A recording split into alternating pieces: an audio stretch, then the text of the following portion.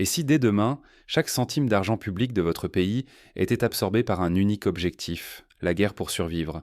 Imaginez un instant chaque franc arraché à l'éducation, à la santé, à l'agriculture, pour alimenter une seule priorité, la sécurité. Ce n'est pas de la fiction, c'est le pari radical du Burkina Faso avec son budget 2026, officiellement baptisé budget de combat. 3 431 milliards de francs CFA, une somme vertigineuse dont la destination marque une rupture historique. Jamais dans l'histoire récente du Burkina Faso, un tel choix n'avait été fait. Ce budget n'est pas simplement une répartition de chiffres, mais l'acte fondateur d'une nouvelle ère. Ici, plus de compromis, la défense et la sécurité écrasent toutes les autres politiques publiques. L'État mise tout sur la reconquête de son territoire, quitte à reléguer au second plan routes, écoles ou hôpitaux. Pourquoi ce basculement? Parce que, selon les autorités, il n'existe plus d'alternative. La survie même du pays serait en jeu, menacée chaque jour par la violence et l'effondrement du contrôle étatique. Le message est sans détour. Sans sécurité, rien n'a de sens. Même le développement devient impossible si l'État disparaît. Imaginez une partie d'échecs où le roi essaie constamment menacé de mise en échec et mat. Peu importe les autres pièces, tant que la survie du roi n'est pas assurée, la partie est perdue. Mais ce choix bouleverse l'ordre établi. Les partisans du budget de combat l'affirment, sacrifier le court terme pour sauver l'avenir, c'est le prix de l'indépendance. Pourtant, le risque est colossal. Précarité aggravée, dépendance accrue aux bailleurs et incertitude absolue sur l'issue. S'agit-il d'un acte de souveraineté ou d'un saut dans l'inconnu? Pour mieux comprendre, regardons dans le rétroviseur de l'histoire. Pendant la Seconde Guerre mondiale, la Grande-Bretagne a réorienté la quasi-totalité de son budget pour financer la défense et l'effort de guerre. Les civils subissaient rationnement et privation, mais cette mobilisation totale était considérée comme la seule voie possible pour garantir la survie du pays. La décision du Burkina Faso engage le pays sur une trajectoire inédite, un pari de survie nationale ou une fuite en avant qui marquera des générations. Pour comprendre ce choix extrême, il faut voir comment le conflit et l'isolement ont reconfiguré toutes les priorités. Mais quels sacrifices concrets ce budget implique-t-il pour la population? Imaginez un pays où l'État s'efface village après village. Là où, il y a quelques années à peine, la vie suivait son cours, la peur a tout submergé. Désormais, l'incertitude dicte le quotidien. Depuis plusieurs années, des régions entières du Burkina Faso vivent sous la menace continue d'acteurs armés. Groupes terroristes, bandits, réseaux transfrontaliers, la violence se propage, implacable. On peut comparer cette situation à celle de la Syrie au début de la décennie 2010. L'État se rétracte, laissant des zones entières sous la coupe de groupes armés, ce qui engendre un cycle de violence et de déplacement massif de population. Les routes qui relièrent familles et marchés sont coupées. Les écoles ferment l'une après l'autre, condamnant une génération entière à l'errance. Des dizaines de milliers de familles fuirent leur village, abandonnant tout pour survivre. Selon les chiffres officiels, plus de 2 millions de Burkinabés sont aujourd'hui déplacés internes, vivant dans des camps ou des abris de fortune, sans accès régulier à l'eau, à la santé ou à l'éducation. Cette spirale de violence n'a pas seulement vidé les campagnes. Elle a brisé l'économie, désarticulé l'administration, sapé la présence de l'État. Sans sécurité, plus de commerce, plus de soins, plus d'enseignement. Même collecter l'impôt devient impossible. Dans certaines provinces, les recettes fiscales ont chuté de près de 80% en moins de 5 ans, rendant l'État quasiment impuissant à financer le moindre service public. À Ouagadougou, les dirigeants n'ont plus le choix. La sécurité n'est plus un dossier parmi d'autres. C'est la condition sine qua non, la base de toute politique. Sans ordre, aucun espoir de développement. Cette situation rappelle l'Afghanistan des années 2000. Tant que l'insécurité domine, chaque projet de développement, chaque tentative de réformer l'État s'enlise ou échoue. Voici la doctrine du « tout pour la sécurité ». Restaurer l'autorité, permettre au pays de respirer à nouveau. Car si l'État échoue, il risque de perdre jusqu'à son existence même. La priorité n'est plus le progrès, mais la survie. C'est un retour brutal à la logique du Léviathan de Hobbes. Sans puissance publique forte, c'est la loi du plus fort qui règne. Mais concentrer presque toutes les ressources sur la défense soulève une question brûlante. Que sacrifie-t-on derrière cette urgence? Quel autre combat se joue, loin des projecteurs? Ce choix extrême se matérialise dans un budget national inédit, baptisé « budget de combat ». Mais derrière les chiffres, que signifie vraiment cette nouvelle doctrine pour l'avenir du pays? Et si se défendre, c'était aussi briser la tutelle des puissances étrangères? Pour les autorités burkinabées, La crise sécuritaire n'est jamais une simple guerre contre des groupes armés locaux. Elle s'entremêle à des enjeux régionaux, aux pressions venues de l'extérieur et à l'influence persistante de nations qui, dans l'ombre, façonnent le terrain bien au-delà des frontières officielles.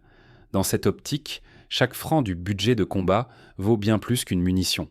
Il devient un instrument d'émancipation, un pari sur la capacité du pays à décider pour lui-même, à ne plus attendre des solutions dictées d'ailleurs. C'est une rupture nette avec la dépendance, héritée d'années d'interventions étrangères qui, dans la mémoire collective, n'ont laissé que désillusions et sentiments d'impuissance.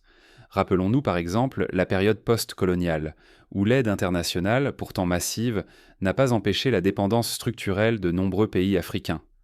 Au fil des décennies, ces ingérences extérieures, qu'elles soient militaires, financières ou diplomatiques, ont installé un cercle vicieux, attentes déçues, souveraineté diminuée, confiance populaire minée. L'État s'est retrouvé perçu comme incapable d'agir sans l'aval d'intérêts étrangers. Le choix du capitaine Ibrahim Traoré rompt brutalement avec ce passé. Il place la sécurité comme condition d'existence même de l'État, bien avant son développement ou son fonctionnement quotidien. C'est une logique comparable à celle de la révolution algérienne. La souveraineté ne se négocie pas, elle se conquiert et se défend parfois au prix des sacrifices les plus lourds. Ce bouleversement des priorités est total. Désormais, il n'est plus question de promettre routes, écoles ou dispensaires tant que le territoire reste menacé.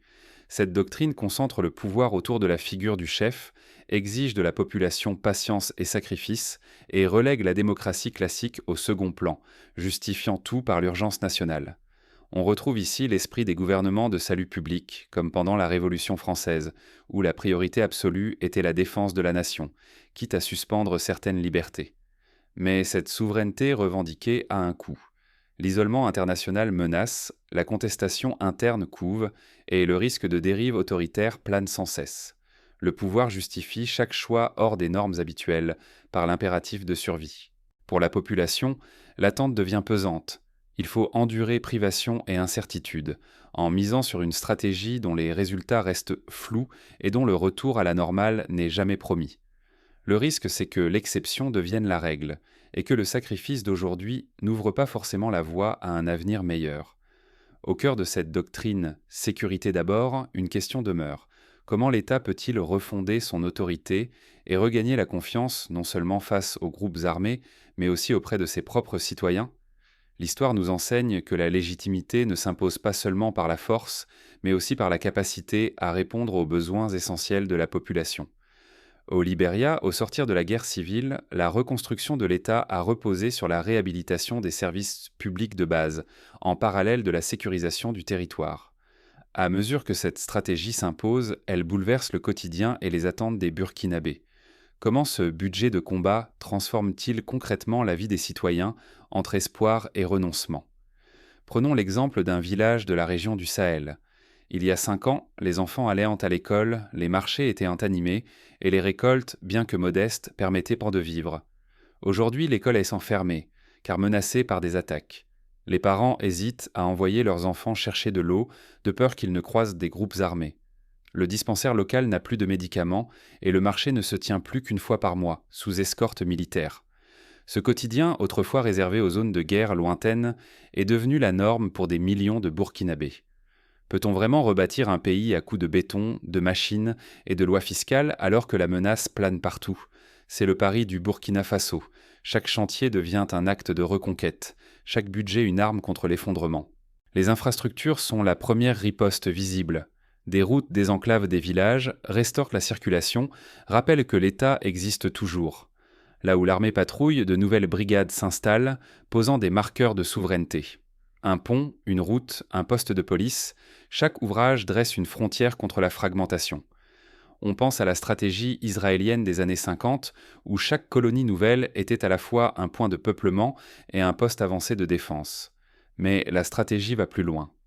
L'industrialisation, souvent oubliée dans les plans d'urgence, devient ici une condition de survie.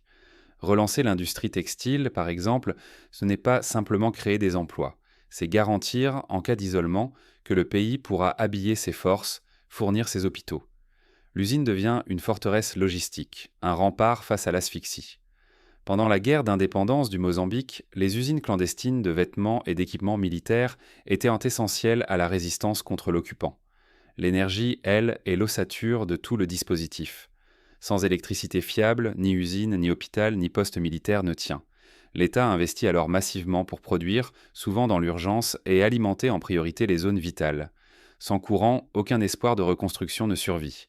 Un exemple frappant, lors de la crise ivoirienne, la restauration rapide des lignes électriques autour d'Abidjan avait été la première étape visible du retour de l'État.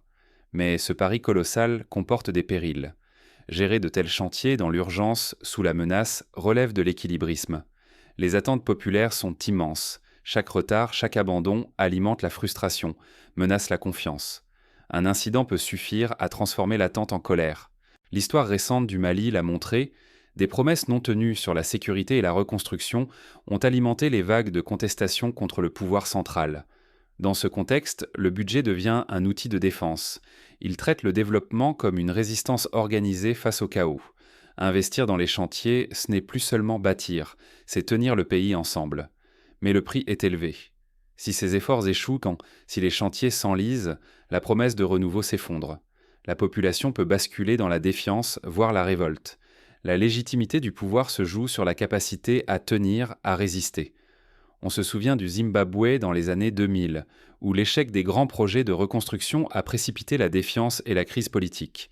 Mais derrière cette mobilisation de moyens, une question d'arbitrage surgit. Jusqu'où sacrifier le quotidien pour la survie collective? Car ce budget de combat bouleverse aussi l'équilibre entre sécurité et besoins sociaux. Seriez-vous prêt à payer plus cher et à accepter plus de surveillance au nom de la sécurité? Au Burkina Faso, cette question est désormais réalité. Pour financer son budget de combat, le pays lance une refonte radicale de sa fiscalité et réinvente le pacte social. Première étape, la généralisation de la facturation électronique. Désormais, chaque transaction et chaque passage douanier sont tracés. La fraude devient presque impossible. Chaque écart attire l'attention. Le Rwanda, après le génocide, avait également misé sur la digitalisation des recettes fiscales pour lutter contre la corruption et retrouver des marges de manœuvre budgétaires. Deuxième levier, la réforme de la fiscalité foncière. Les impôts sur la propriété, longtemps sous-exploités, sont renforcés. Plus d'échappatoire, citoyens et entreprises doivent désormais contribuer sans exception à l'effort national. La Côte d'Ivoire, dans les années 90, avait connu une vague similaire de réformes fiscales pour financer la reconstruction après la crise politico-militaire. Pour la population, le choc est immédiat. La pression fiscale monte, les anciennes tolérances disparaissent. L'impôt redevient inévitable, ressenti tantôt comme une injustice, tantôt comme un devoir citoyen. Mais cette contribution forcée n'est pas sans rappeler la conscription de guerre. Chacun doit donner de sa poche, parfois contre sa volonté, au nom de la survie collective. Mais l'État promet une contrepartie. En échange de cette discipline, il promet sécurité, infrastructures, services publics. Chaque franc collecté doit se traduire en progrès visible, en réponse concrète à l'urgence. Pour renforcer la transparence, des audits publics et des comités de suivi locaux sont mis en place, permettant aux citoyens de suivre l'utilisation des fonds collectés. Le pari reste risqué. Si les résultats tardent, la lassitude et la colère menacent. L'État, censé protéger, risque de devenir un simple préleveur. La frontière est ténue entre rigueur nécessaire et asphyxie sociale. Dans l'histoire récente, la Grèce a connu une vague de contestation populaire lorsque les plans d'austérité n'ont pas produit les effets escomptés en matière de stabilité et de croissance. Au fond, tout se joue sur la confiance. Ce nouveau pacte peut fédérer la population autour de l'État ou, à l'inverse, accélérer la défiance. La crédibilité du gouvernement, sa capacité à transformer les sacrifices en résultats tangibles, sera décisive. Pour cela, il faut des résultats visibles. Réouverture d'écoles, sécurisation de marchés, retour de l'électricité. Chaque avancée, même modeste, doit être valorisée et expliquée à la population. Le Burkina Faso avance ainsi sur une crête incertaine. Cette discipline fiscale, imposée dans l'urgence, sera-t-elle un modèle de souveraineté ou révélera-t-elle, sous pression, ses propres failles? Le budget de combat ne se limite pas à la fiscalité. Il rebat aussi les cartes du pouvoir, des priorités et du rapport à la population. Jusqu'où ce nouveau contrat social peut-il tenir face aux épreuves du terrain? Dans le monde d'aujourd'hui, peut-on encore remettre sa survie entre les mains d'autrui, ou chaque nation doit-elle, seule, reprendre le contrôle de son destin? L'exemple du Rwanda post-génocide montre qu'une mobilisation nationale, même dans la douleur, peut conduire à une refondation profonde de l'État, mais au prix de lourds sacrifices et parfois de l'autoritarisme. Au Burkina Faso, la question ne se pose plus. La sécurité n'est plus une priorité parmi d'autres. Elle devient la condition même de toute existence collective, l'oxygène sans lequel rien n'existe. Le pays a choisi de tout restructurer autour de la défense, bouleversant ses habitudes, ses finances et ses alliances extérieures. La rupture avec certains partenaires intraditionnels, la diversification des alliances, notamment avec de nouveaux acteurs internationaux, témoignent de cette volonté d'indépendance stratégique. Cette stratégie, aussi radicale qu'assumée, révèle un dilemme partagé par de nombreux États fragilisés. Faut-il accepter de sacrifier confort, stabilité et parfois certaines libertés pour garantir la survie commune? Ou bien, à force de vivre dans l'urgence et l'exception, ne risque-t-on pas d'installer une fragilité plus sourde, plus profonde? L'Afrique du Sud de l'apartheid, obsédée par la sécurité intérieure, a payé le prix fort de décennies de développement différé et de tensions sociales exacerbées. Ce débat dépasse les chiffres ou l'équilibre budgétaire. Chaque franc orienté vers la sécurité est un franc en moins pour la santé, l'éducation ou l'aide aux plus vulnérables. Mais chaque attaque repoussée, chaque village sécurisé ranime l'espoir d'un futur. La frontière entre la nécessité et l'excès devient alors d'une extrême minceur. Cette dialectique entre le marteau de la sécurité et l'enclume du développement est l'un des grands dilemmes du XXIe siècle. Le choix burkinabé soulève une question universelle.